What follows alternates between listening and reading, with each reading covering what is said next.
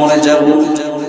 আপনার বাবা ছিল, আপনার দাদা ছিল, আপনার দাদার আগে কিন্তু দাদার বাবা ছিল।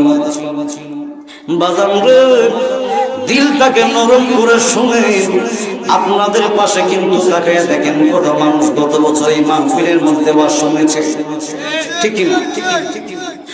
গত বছর এই মাহফিলের মধ্যে বসে বসে আমার আল্লাহ পাক রব্বুল আলামিনের বয়ান শুনেছে, আল্লাহ পাকের গুণগুলি শুনেছে, আল্লাহর বাণী শুনেছে। কিন্তু আজকে তারা খবর দেশের মধ্যে শুয়ে শুয়ে আফসোস করতেছে, হারে এই বছর যদি আমি তার জীবনে যত গুনাহ করেছি, গুনার জন্য মামলা পাক রব্বুল আলামিনের দরবারে দুইটা হাত তুলে কান্না করতাম। এই মাহফিলের মধ্যে আমি তাকায়া দেখতেছি শুধুমাত্র মুরব্বী বাবাদেরকে দেখা যায়, বাবা শুধুমাত্র মুরব্বী বাবাদেরকে দেখা যায়, যুবক ভাইদের কোনো খবর নাই। হেরা মনে করতেছে আমাদের এখনো মরার কোনো বয়স হয় নাই। মুরব্বী বাবারা মনে করতেছে আমাদের দাড়িগুলো পেকে গেছে, আমাদের চুলগুলো পেকে গেছে, আমাদের কখন জানি মালাকুল মাউত চলে আসে।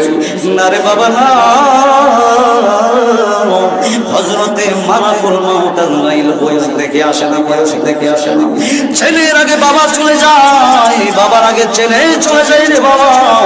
এই জন্য আমার যুবক ভাইয়া, মুরব্বী বাবারাও, পরদানশীল আমার সর্বগুণ মা বোনেরাও দিলটা নরম করে বসেন। আজকের পর থেকে যাদের ভিতরে মরণের ভয়টা ঢুকে যাবে, আমার আল্লাহ বলেন ইত্তাকুল্লাহ, আমি আল্লাহর ভয় যার ভিতরে আছে ওই ব্যক্তিটাকে যদি পানির তলেও তোমরা কি করো, পানির তলেও যদি চলে যাও, এরপরও তার ভিতরে বয়ে থাকবে আমার দুনিয়ার যদি কোনো মানুষ আমাকে না দেখতে পারে গো, আমার আল্লাহ রব্বুল আলামিন ঠিক ঠিক আমাকে দেখতেছে। জবান খুলে বলুন ঠিক না বেঠি?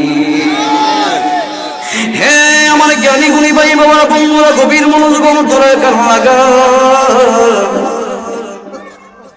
হযরতে মালাকুল মাউত আলাইহিস সালাতু ওয়াস সালাম এই মুহূর্তে যদি আপনার কাছে চলে আসে, আপনি যদি বলেন হে মালাকুল মাউত আজরাইল, আমার দুইটা কন্যা সন্তান দুনিয়ার মধ্যে আছে, আমি অনেক চেষ্টা করে তাদেরকে বিবাহ দিতে পারতেছি না, আমার এই দুইটা কন্যা সন্তানকে যতক্ষণ পর্যন্ত আমি বিবাহ না দিতে পারবো ততক্ষণ পর্যন্ত আমাকে হায়াতটা দিয়ে দাও, আমার রূহটা তুমি কবজ করো না আজরাইল। হে আজরাইল, আমার দায়িত্বটা আমি যখন শেষ করে ফেলবো তখন তুমি আমার দরবারে আসবে, আমি হাসিমকে আমার জানটা দিয়ে দিব। হযরতে মালাকুল মাউত